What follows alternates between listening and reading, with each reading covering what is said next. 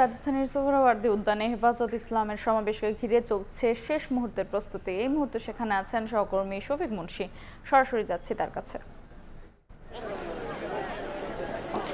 আগামীকাল সকাল ৯টায় কিন্তু এই সোহরাওয়ার্দী উদ্যানে হেফাজতে ইসলামের মহাসমাবেশ অনুষ্ঠিত হবে এবং এই মহাসমাবেশ অনুষ্ঠানকে ঘিরে এই সোহরাওয়ার্দী উদ্যানে যাবতীয় যে প্রস্তুতি সেগুলো কিন্তু প্রায় শেষের দিকেই।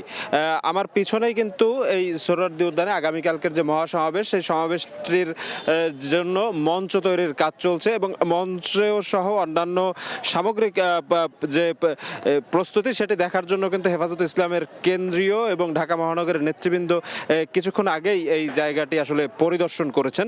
আমরা যে বিষয়টি জানতে পেরেছি যে এক যুগ আগে ২০১৩ সালের ৫ এবং ৬ মে শাপলা চত্বরে হেফাজতে ইসলামের লং মার্চ অনুষ্ঠানে যে তাদের দাবি মতে যে গণহত্যা চলে সেটির সহ অন্যান্য যে গণহত্যা সেগুলোর বিচার এবং একই সাথে হেফাজতে ইসলামের নেতাকর্মীদের বিরুদ্ধে যত মিথ্যা মামলা আছে সেগুলো প্রত্যাহারের দুটি দাবি আগামীকাল তারা সরকারের প্রতি পেশ করবে। একই সাথে যে সম্প্রতি নারী সংস্কার কমিশন বিভিন্ন প্রস্তাবনা দিয়েছে সেটিকে বাতিল করা, সংবিধানে বহুত্ববাদ প্রবর্তনের যে প্রস্তাবনা আছে সেটি কেউ বাতিলের দাবিতে আগামীকালকে তারা কিন্তু বক্তব্য দেবেন বলে জানিয়েছেন। একই সাথে ইসরায়েল এবং ভারত সহ বিশ্বের সর্বত্রই যেখানে আসলে মুসলিমদের উপর নানা রকম নিপীড়ন চলছে সেই জায়গাগুলোকে চিহ্নিত করে এই নিপীড়নের বিরুদ্ধে বাংলাদেশ সরকারের পক্ষ থেকে যেন কূটনৈতিক তৎপরতা চালানো হয় সে ব্যাপারেও কিন্তু তাদের দাবি থাকবে। আমরা জেনেছি মোটা দাগে এই ৫টি দাবিকে কেন্দ্র করে আগামীকালকের এই মহাসমাবেশ অনুষ্ঠিত হতে যাচ্ছে সোহরাওয়ার্দী উদ্যানে। সকাল ৯টা থেকে সেটি শুরু হবে।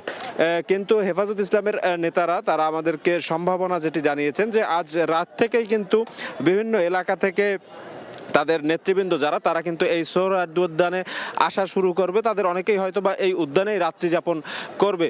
আমরা যেটা জানতে পেরেছি যে হেফাজত ইসলামের নেতৃবৃন্দের দাবি যে আগামীকালকের যে কর্মসূচি সেই কর্মসূচিতে সারা দেশ থেকে ৪ থেকে ৫ লাখ মানুষ এখানে আসবে এবং সবার সম্মিলিত যে দাবি সেই দাবিটি সরকারের কাছে তুলে ধরে তারা আসলে স্পষ্ট বার্তা দেবে যে তাদের যে দাবিগুলো আছে সেগুলো যেন যত দ্রুত সম্ভব সেগুলো যেন ঠিক করা হয় এবং তাদের সাথে কথা বলা হয়। তো এই ছিল আমার কাছে সোহরাওয়ার্দী উদ্যান থেকে আগামীকাল যে হেফাজত ইসলামের মহাসমাবেশ আছে সে ব্যাপারের প্রস্তুতির সর্বশেষ খবর। সরাসরি যুক্ত ছিলাম সোহরাওয়ার্দী উদ্যানে।